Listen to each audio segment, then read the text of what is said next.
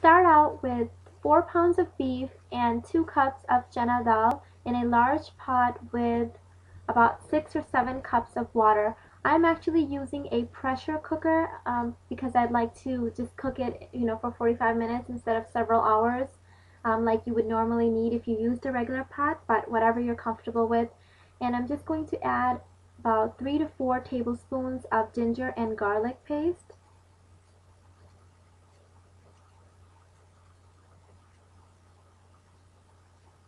And for this recipe, I'm actually using Shami kebab mix, but if you guys need a separate recipe, I can go ahead and post one in the info box below. I just use this because it's easier.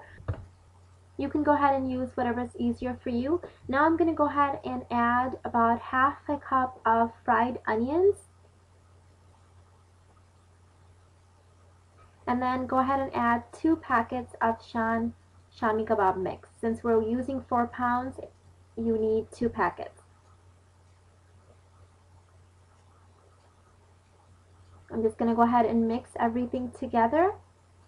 And since I'm using a pressure cooker, I'm only going to need to cook this from 45 minutes to an hour. If you're using a regular pot, then you're probably going to need to cook for a couple of hours, 2.5 hours, and then check on the meat to make sure that it's tender. Okay, so I'm going to go ahead and check on my meat. It looks like it's pretty tender now. So I'm going to take my Cuisine Art electric hand mixer, and I'm going to go ahead and grind everything to a more like paste-like consistency so I can make the kebabs. And there it is at work. You just want to keep mixing it together, grinding it until it looks more like minced meat would. After grinding it, I've transferred it into a separate bowl, and this is how the finished product should look. You are now ready to add your eggs in there, and if you want to add some, these are just 2 whisk eggs, and then I have some cilantro and some green chili peppers cut up into really small pieces. So go ahead and mix everything together, and you're going to go ahead and start making your kebabs.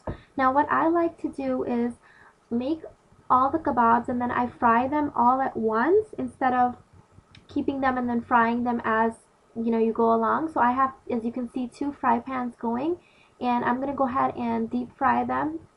You do about, I don't know, like 10 minutes to 12 minutes total time for each kebab, and you obviously turn it in the middle. And what I do then is put 4 of these in sandwich sized Ziploc bags and I freeze them, and that way when we're ready to eat them, what I do is take out 1 bag, and there's 4 in there already. I put it in the microwave for about 30 to 45 seconds, and it's ready to go, instead of having to fry them every time. A lot of people make the kebabs and then freeze them and then take them out and fry them, but I find that this is just a lot easier for my family.